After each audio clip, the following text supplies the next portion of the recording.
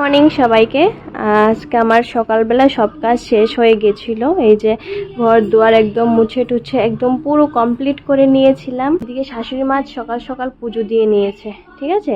তো আমি দেখো সব পরিষ্কার টরিষ্কার করে নিয়েছি, এই জায়গাটাও মুছে নিয়েছিলাম, কিন্তু এই বৃষ্টির কারণে সব একদম আবার ভিজে টিজে অবস্থা খারাপ। এই দেখো সবখানে শুধু জল আর জল, কাপড় চোপড় একদমই মানে ঠিকভাবে মানে শুকাচ্ছে না। বারান্দার অবস্থা দেখো, প্রত্যেক দিন এই বারান্দাতে এই অবস্থা চলছে। মানে যখনই একটু রোদ ওঠে তখন নিয়ে যে আর সঙ্গে সঙ্গে ঝুমঝুমিয়ে বৃষ্টি নামে আবার এগুলিকে নিয়ে আসতে হয়। এরপর আমার কাপড় মানে আমার শাশুড়ি সবার কাপড় এখানে ঝুলে আছে।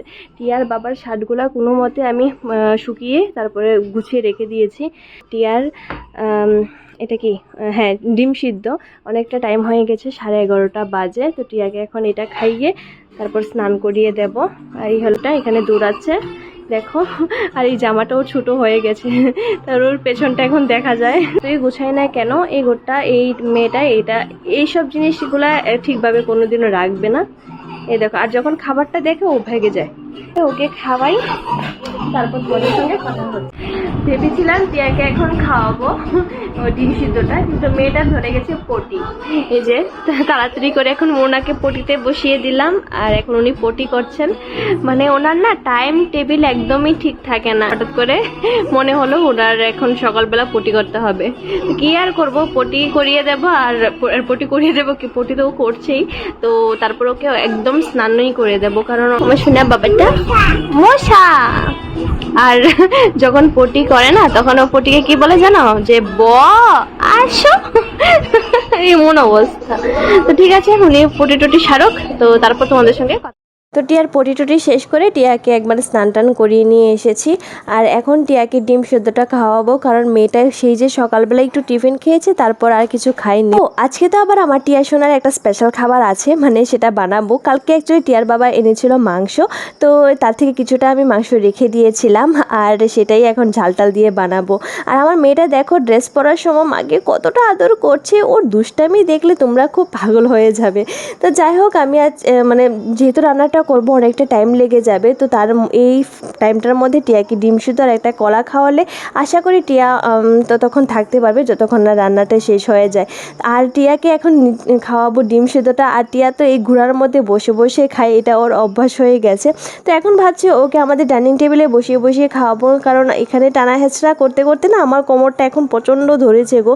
আর দেখি 1-2 দিনের মধ্যে আমাকে ডাক্তার দেখাতে হবে, কারণ কোমর বেদনায় আমি এখনও থাকতে পারছি না, জানি না কেন এত ব্যথা শুরু হয়েছে। তো যাক, টিয়ার খাওয়া দাওয়া হয়ে গেছে, মানে ডিম সিদ্ধটা খাওয়া হয়ে গেছে। তো এখন আমি জলদি জলদি করে স্নান টান করে চলে আসলাম। আর এখন হনুমান চালিসাটা পড়ে তারপর সোজা চলে যাব টিয়ার জন্য খাবার বানাতে, কারণ খাবারটা বানাতে বেশ টাইম লেগে যাবে। তারপর টিয়াকে খাওয়াবো, ঘুম পাড়াবো, অনেকটা টাইম হয়ে যাবে। আর একটু আগে মা আমাকে ফোন করেছিল যে বৌদি নাকি 1-2 দিনের মধ্যে শিলং চলে যাবে ওর মায়ের বাড়িতে। তো দেখি 1-2 দিনের মধ্যে আমিও যাব বৌদির সঙ্গে দেখা করতে। আর সবচেয়ে বেশি কষ্ট লাগছে আমাদের জিয়াটার জন্য, যেহেতু অনেক দূরে যাবে। তো বুঝতেই পারছো, মানে 1-2 দিনের মধ্যে তো চলে আসবে না, মোটামুটি মাসখানেকের মতন থাকবে। তো অনেক দিন পরে দেখা হবে আমাদের জিয়া সোনাটার সঙ্গে। আর জিয়াটা এখন যা বড় হচ্ছে না, একদম খুবই মানে আমাদেরকে মায়া লাগাচ্ছে আর কি।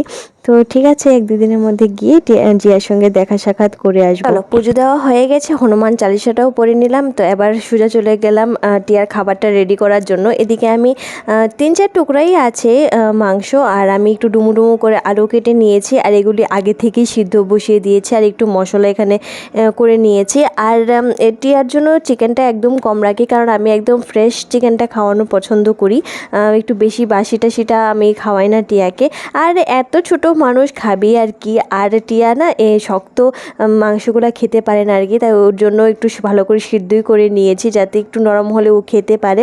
তো আমি এদিক দিয়ে টিয়ার খাবারটাও করে নিয়েছি, আর দিকে আমার শাশুড়িমা মোটামুটি রান্নাটা সেরে নিয়েছে। তো ভাবলাম যে দুজনে মিলে হাতে হাতে রান্নাঘরের ঘরটা সামলিয়ে নিই, মানে যা বাসন টাসন আছে টুকটাক এগুলি করে নিই, তাহলে আমাদের কাজটা এগিয়ে যাবে। আর সত্যি একা দ্বারা না মানে পুরোটা সামলানো সম্ভব হয় না, না আমার দ্বারা সম্ভব হয় না আমার শাশুড়ি মার দ্বারা সম্ভব হয়।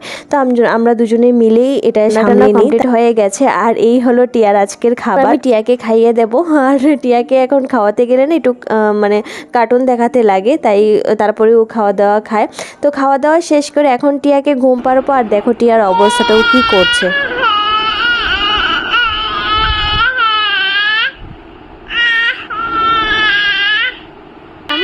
আর এখানে কি করতে কেমনে কান্দে কি করে। দুষ্টামি করতে করতে মেয়েটা যে কখন ঘুমিয়ে গেছে আমার মেয়েটাই বলতে পারে না। তো যাই হোক এখন টিয়াকে কাজল টাজল পরিয়ে দেবো। আর আমি এই মাত্র জাস্ট একটু ফ্রি হলাম। আর এখন দুপুরও হয়ে গেছে, সবাই স্নান টান করে চলে এসেছে। তো সবার জন্য এখন ভাত টাত বেড়ে নেবো, আমিও খেয়ে নেব। তো চলো আজকের ব্লগটা আমি এখানেই শেষ করে দিচ্ছি। তোমাদের কীরকম লেগেছে ব্লগটা দেখে অবশ্যই কমেন্ট করে বলো। আর যারা ফেসবুক পেজ থেকে দেখো তো কাইন্ডলি আমার পেজটাকে ফলো করে দিও। তোমাদের ভালোবাসাতেই আমি ব্লগ করার সাহস পাই, সাপোর্ট পাই, এটা তোমাদের সবসময় বলি। তো ঠিক আছে আজকের ব্লগটা এখানেই শেষ করে দিচ্ছি। নেক্সট একটা স্পেশাল ব্লগে তোমাদের সঙ্গে দেখা হচ্ছে। ততক্ষণের জন্য tata bye bye, good night.